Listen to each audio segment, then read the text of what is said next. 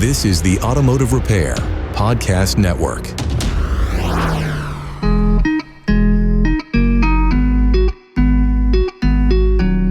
Welcome to another episode of Speak Up Effective Communication, the show on the Automotive Repair Podcast Network, focused on our communication and our leadership skills. I am your host, Craig O'Neill, and in our episode today, well, it's that time of year again. It's New Year's resolutions that are just around the corner, and if you're like most shop owners, or the ones I talk to on a regular basis, implementing a formal quality control process has probably been on that list before, maybe more than once, but it is our resolution.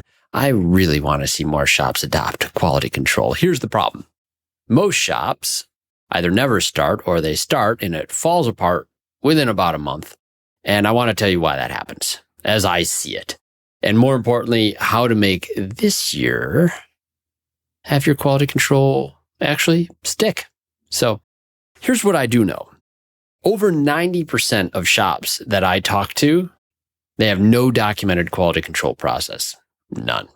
They have good people, good revenue, good reviews, but no formal written quality control system.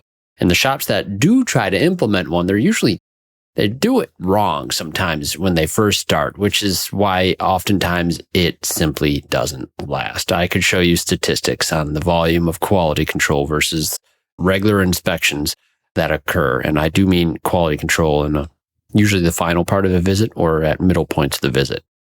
Today, I'm going to show you what real quality control might actually look like and why your previous attempts failed and how a parking lot problem in Sydney, Australia taught me the most important lesson about communicating your quality control process to clients. So before we dive in and talk about resolution that I do believe will actually change your shop, we have a word of the day, and that word is systemic.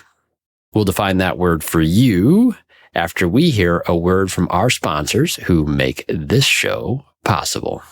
Looking for something meaningful? The Institute's coaching helps you leave a legacy, empower your team, and contribute to your community. Discover more at wearetheinstitute.com/business-assessment. AutoFlow is your partner in technology. With AutoFlow, enhance your client interactions in a single thread before, during, and after the visit. To see how AutoFlow makes it simple, visit AutoFlow.com. Your trusted companion, ShopDog Marketing, is right by your side, attracting the best customers and building long-term growth. Call ShopDog Marketing today or visit ShopDogMarketing.com. Supercharge your auto shop with Inbound, AI-powered communication analytics and phone service for your professional shops. Visit callinbound.com. Okay, we're back, and the word of the day is systemic. It is an adjective. The definition is relating to or affecting an entire system rather than isolated parts, problems or solutions that are fundamental to how something operates as a whole.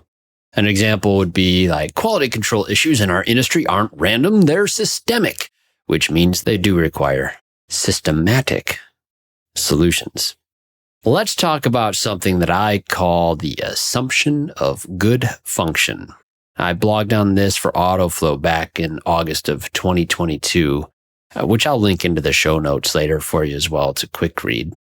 In this blog, I simply cite that most people live their lives blissfully unaware of how complex the system around them actually are. And it could be any system. They assume things work. Their phone, their refrigerator, their car, they just work. And when something breaks, it's shocking sometimes and genuinely surprising, depending on what the device is. So this assumption of good function, I feel, extends even really to massive undertakings like NASA, space missions, bit of a space nerd on a lot of things. But it's almost routine when you watch these missions go off without a hitch over and over and over again, unless maybe it's a SpaceX mission.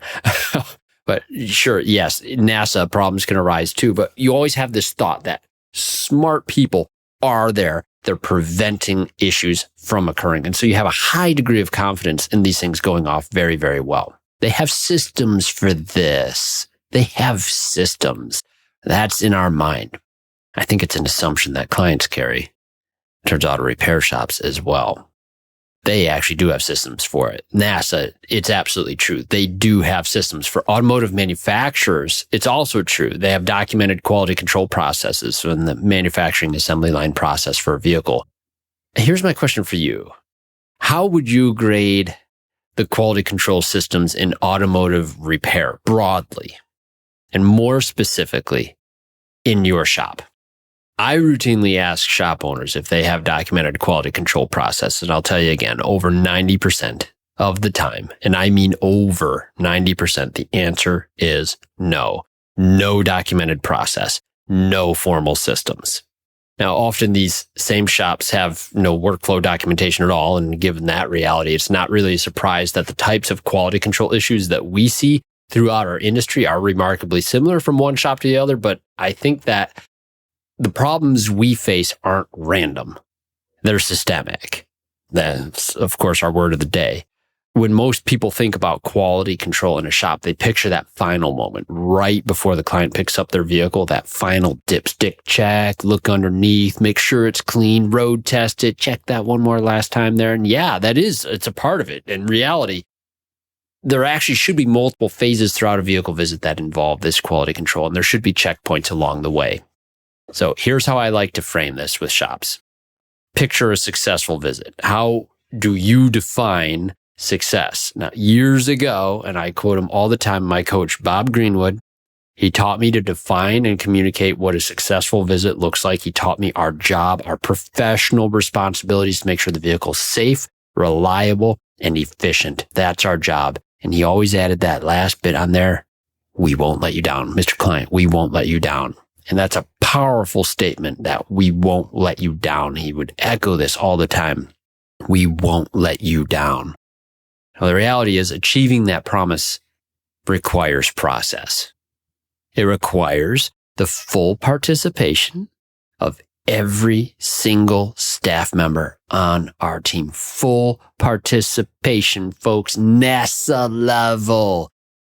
By the way, before I go on, if you download the new Automotive Repair Podcast Network app on the Apple or Android Play, Google Play Store, Bob Greenwood series, Second Thoughts, is now available to listen there.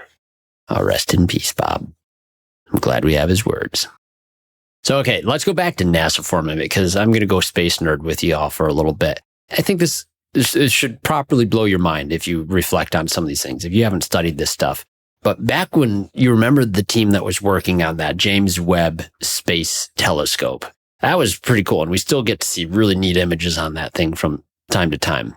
The team that was working on it had pre-identified 344 single point failures. A single point failure, if you're talking to NASA folk or anyone in that sort of engineering world, that would be something that if any one of those things went wrong, that pretty much ends the 11.5-year project within the first couple weeks of the mission, or immediately.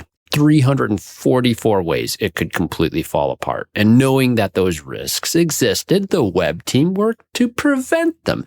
They had systems.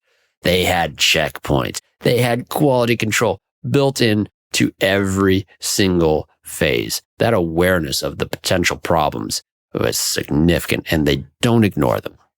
And knowing this sort of thing is exactly why I love missions. Now, go back a little further, and I vividly recall one of my favorite lifetime moments of watching space missions was definitely that JPL Sky Crane mission for the Curiosity rover. Think back, this is back August 6, 2012. Go look it up, folks. I did before I recorded this podcast, and I rewatched that sequence in that mission control room, and it's profoundly powerful. It's the mission control scene you all know, that moment when confirmation comes, and it was spoken. Touchdown confirmed. We're safe on Mars. And mission control erupts into cheers. Tears, applause. The tension washes away. It's a sea of high fives. It's hugs. It's handshakes. This, for me, is moving. It brings a tear to my eye every time I watch one of those things. Absolutely, breathtakingly, astonishingly awesome. And what makes it moving is the complete lack of assumption of good function, right? Moments before that celebration, same scene, you see the mission control team hyper focused on their workstations. Its headsets on, hawkishly vigilant, looking for any indicator of a problem. That's really amazing. And they are prepared to engage solutions at a moment's notice based on, I can't even imagine how many variables. That celebration that comes after is a celebration of teamwork and systems working together. And this is what I want you to think about. Every mission in our auto repair shops involves a human life on board. I was moved by this robotic mission. But look, like conventionally, our success, it's only realized, if noticed at all, weeks later when we simply don't hear from a client who had visited us in the past. No news is good news. We don't get the mission control moment in our industry. There are rarely cheers, I suspect, maybe not never, when a vehicle drives down the road. This, to me, it shouldn't be surprising. The process of an automotive visit seems pretty routine on the surface, and thankfully it really is. But I'm going to argue that vehicle repair today is about as routine as it is for SpaceX to put a satellite into orbit. And another thing would be, I do believe the perceived complexity of what we work on has very little to do with the processes we could use to ensure their success. In terms of managing the systems and processes, we do enjoy parity, at least potential parity, with NASA, with Formula One race teams, right? The medical institutions. We lack nothing that these high performance organizations have access to. Our trouble comes chiefly from our desire to formalize these processes, our desire to educate our teams on why this matters, and our desire to actually document and follow through. So why do quality control attempts fail in most shops? All right, let me tell you the patterns that I see. First, shops think QC only happens at the end. Final inspection only. They miss all the critical checkpoints during the repair process itself. Second, when they do implement a quality control checklist, they treat it like a grading system. Check marks that are green mean good job, we can move on. They're looking for a pass-fail, not continuous improvements. And third, I see people afraid to document mistakes. Tugs at my Toastmasters experience too. Anytime you're giving critical feedback or growing potential, it's uncomfortable for a lot of us. Nobody wants to be the bad guy who points out errors. Nobody wants to create a blame culture, certainly not what we're advocating for. So issues get quietly fixed and basically erased from the record. They never get tracked. And so you never actually get to know what your quality control process is actually catching. And so this is why resolutions fail for this process. I feel like the value is often missed in those. So if you've approached QC as a final inspection pass-fail system instead of what it actually needs to be, which is a learning and improvement tool that spans the entire repair process for your whole team, there's a clue. The top shops in the industry don't stop at one location. At the Institute, we work with shop owners who want to expand, whether it's opening a second shop, acquiring new businesses, or building systems for long-term growth. Some of our clients are aiming for hundreds of shops, and we're helping them get there. Ready to scale? To get started, visit wearetheinstitute.com/business-assessment. Hey friends, as you know, I'm a proud member of the AutoFlow team, and let me tell you, we've changed how business is done for auto shops everywhere. We support your client experience before, during, and after the work is done. Imagine this: timely updates sent directly to your clients, branded digital vehicle inspections, and seamless communication from start to finish. That's why shops love AutoFlow. And hey, with those 5-star reviews rolling in, you'll wonder how you ever managed without us. Take an important next step and take your auto shop to the next level. Visit www.autoflow.com. Get on board with an AutoFlow trial. Want to see your auto repair shop thrive? Are you looking to drive more customers to your auto repair shop? Let ShopDog Marketing be your guide. Our customer-first approach, combined with AI-driven creative content, ensures top rankings. Dominate mobile first and voice search with our specialized expertise. Reach out to ShopDog Marketing today and start growing your business. Don't miss out on this chance to boost your business. Visit shopdogmarketing.com. Inbound has exclusively served independent auto repair shops with expert communication solutions for years. Our robust VoIP platform ensures you stay connected while our industry-leading AI analytics take your business to the next level. We provide the tools you need to understand your customers and optimize every interaction. Choose Inbound for proven expertise and unmatched innovation. Visit callinbound.com and discover the difference we can make.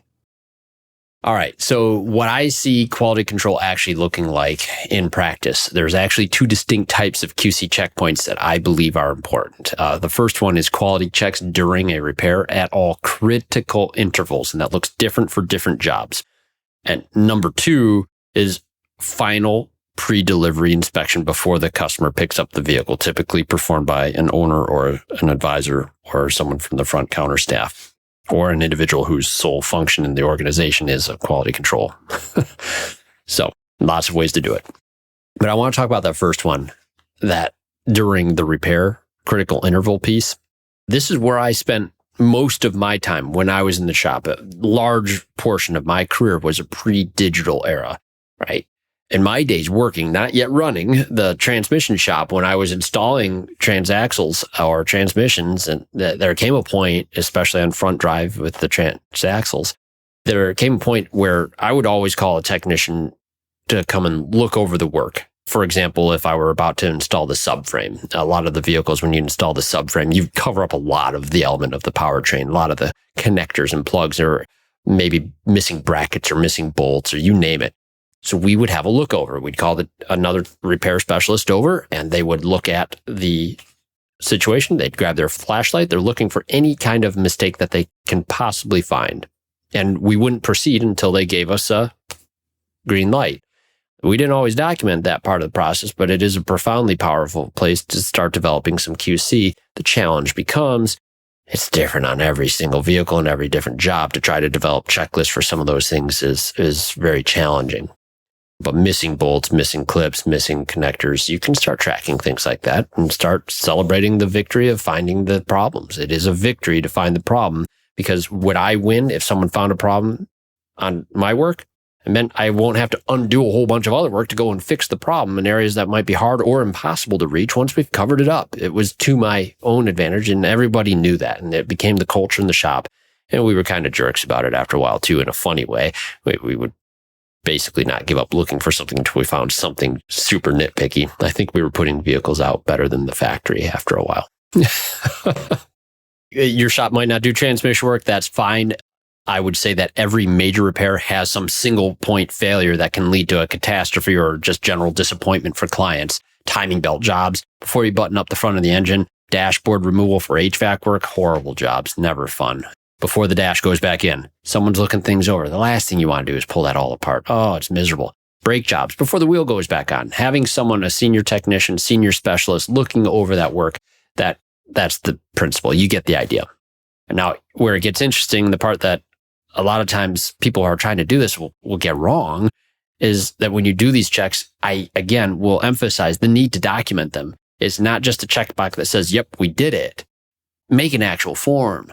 When you find something that needs correction, a missing bolt, a connector, not fully seated, anything, you mark it red, you leave it red. You note the issue, you note which technician had the fault, and then that you addressed it. It's not the blame game. And what's critical here is that this becomes an internal document. We're not sharing this piece externally for communication with the clients. This is for your shop's eyes only. Customer never sees this. Client never sees this.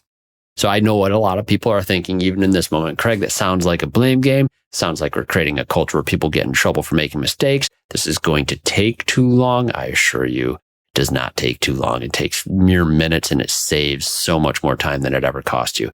But that's not what all of this is. The long road to this tie-in, there's a simple piece of communication that occurs internally in the shop that needs to happen when you catch something on any quality control check or look over. And it's really just this. Good job. We caught it, not the client. It's not about wagging your finger at all. This is to be praised that our systems and processes are strong enough to catch problems before they snowball into bigger problems or embarrassment or lost revenue, you name it, right? This isn't about condemnation. It's about correction and improvement. It's about pattern recognition. Now, if the same specialist does keep missing, the same type of issues keep happening, we may have a character flaw, and we've really identified an opportunity for coaching, is what I would hope to take away from that. If there is consistency in the same types of mistakes, we've stagnated in other ways. But red marks on your QC form are not failures, they're catches, and they are wins. Okay, I'll add to this. The goal is not perfection. The goal is not perfection. Well, you can make the goal perfection, but you will never be perfect. The goal is catching imperfections that we all know exist in every shop, any human being who's involved in work. Truly, in our AI age, even machines make mistakes. Now, I want to wrap this up with me telling you a little bit more about a parking lot in Sydney, Australia. Earlier this year, it was awesome. I had the opportunity to visit our new AutoFlow clients in Sydney, Australia. Amazing trip, by the way. If you do ever get the chance to visit Sydney, it's an awesome place, awesome people. Aussies are awesome, right? They're just tons of fun. And they have decorum when necessary. I'm going to throw that in there too. But this particular shop we're at was piloting the program. We learned it had a pretty serious parking problem.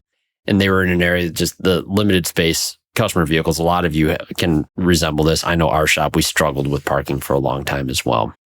When cars were ready for pickup, they needed customers to come and get them promptly. Otherwise, they'd have vehicles stacked up, nowhere to put incoming work.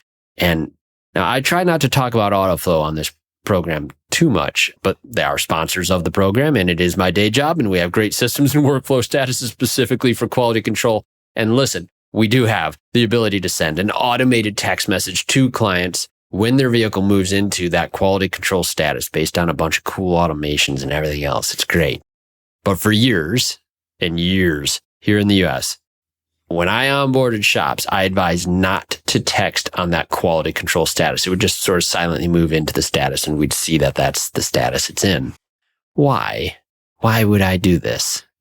Because clients would see your vehicle's in quality control or some other text message related to that, and they assume that it meant, well, I better head on down to the shop and pick up my vehicle. And my last name's O'Neill, folks.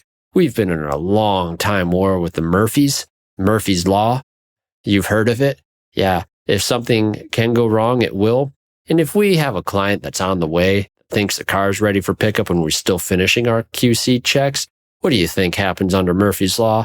Well, if they're here in the building, ready to pay us money, I mean, we literally would yell at any of the service managers or advisors who would ever take payment before the vehicle was back from the road test. That was a sin. You never do that. Every time that happened, I swear, every time something went wrong with that vehicle and it was postponed for delivery, it was awful.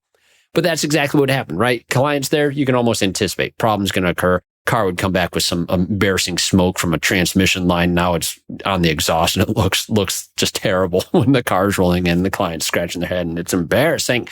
We didn't like it, right? Now, that wasn't super common. It just seemed like it was always the case if someone was there.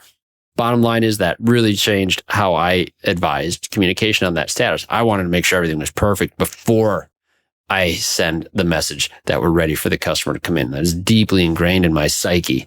Probably some trauma there. I don't know.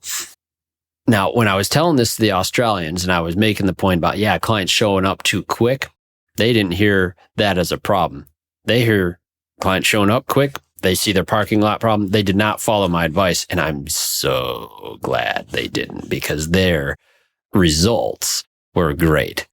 So this parking problem, right? They turned on the text notification when it goes into the QC status, and they're doing a great job on the QCs in many locations here.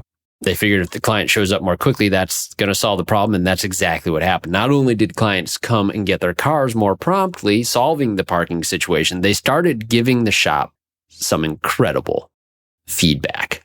Messages started to come back to them in the text that said, hey, that's great. Thanks for checking it over. My other mechanic doesn't do that. And there were other messages along the same line. Oh, thank you. No one else looks the vehicle over when they're done with things, and little stuff like that. when I started hearing this feedback from them, it hit me with like a ton of bricks. For years, clients asked me when I was service advising, they'd be signing and they'd be like, oh, did you road test it? It's like, what do you mean, did we road test? Of course we road tested it. Why wouldn't we road test it? What? That's a silly question, right? It's not a silly question. They don't know about our systems and processes. They don't know that we're doing quality control. So this is what I learned, right? When you tell them your vehicle's in quality control, you're not just giving them a status update. You're actually demonstrating you have formal processes that they don't know you have. You're showing them that you're different from other mechanics. You are a specialist. You are a professional that does quality control. And that's just it. That's the full picture of how QC communication can work. Internally, it's about developing our team. Externally, it's about setting ourselves apart. Good job, right? We caught it, not the client. Client gets to know that we're doing this stuff. It's beautiful.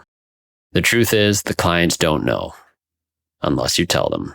And I guess internally, the truth also is you don't know what your QC process is catching unless you're documenting it. So tying it all together, you have everything NASA has. You have the tools, you have the talent, you have access to the same kinds of systematic approaches that high performance organizations use. What you might be missing is the desire to formalize it, to actually document your quality control process, to use the forms. Digital is best, thanks to the reporting, especially use it to communicate both internally and externally. So this year, and I mean starting whenever you hear this episode, I want you to make this a resolution that sticks. Identify your quality control checkpoints, not just the final inspection. Where do your specialists need to learn to call another team member over for a look over? And then 2, create actual QC forms, not mental checklists. You can reach out to me. I have forms. I will share them with you. It's not just that we're trying to be careful. This is actually actual documentation, red marks for catches, names for accountability, notes for learning, show it's addressed. Really good stuff. And then 3, change the internal communication around mistakes. Red marks are wins, catches are celebrations. We got it before the client did. That's the gist. And number 4, tell your clients about your quality control process. Text them when their vehicle enters that process. It's proven to be a delighter. Make those vehicles safe, reliable, and efficient, folks. Don't let them down. As Bob Greenwood would say, that promise does require systems. It requires full participation from your team, and it requires the desire to actually formalize what you're probably already trying to do informally, to be fair. But when clients do drive away from your shop, you should have earned the right to celebrate, not because you got lucky, but because your system worked. That's the quality control resolution that sticks. Thank you for listening to this episode of Speak Up Effective Communication. If you found this valuable, please share it with another shop owner who needs to hear it. And if you implement a formal QC process this year, I want to hear about it. Reach out to me. Let me know how it goes. Something else to add, something you're curious about, something you'd like to talk about, email me here, speakup@craigoneil.net. That's ONEILL.net. We appreciate hearing from you on anything that helps or suggestions on topics you'd like to hear us discuss on the show that will help you on your communication journey. And remember, listen up to the other shows on the Automotive Repair Podcast Network. Remarkable Results Radio with Carm Capriato, Diagnosing the Aftermarket A through Z with Matt Fonslow, Business by the Numbers with Hunt Demarest, the Auto Repair Marketing Podcast with Brian and Kim Walker, and the Weekly Blitz with Coach Chris Cotton. And once again, thank you to our sponsors at the Institute, AutoFlow, Inbound, and ShopDog Marketing. We appreciate you joining us on helping to develop communication standards in this industry. Thank you to our loyal listeners for joining us. Now get out there, listen up, speak quality.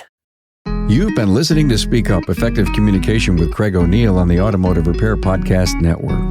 Download our exclusive podcast app at automotiverepairpodcastnetwork.com because the best conversations in the industry start here.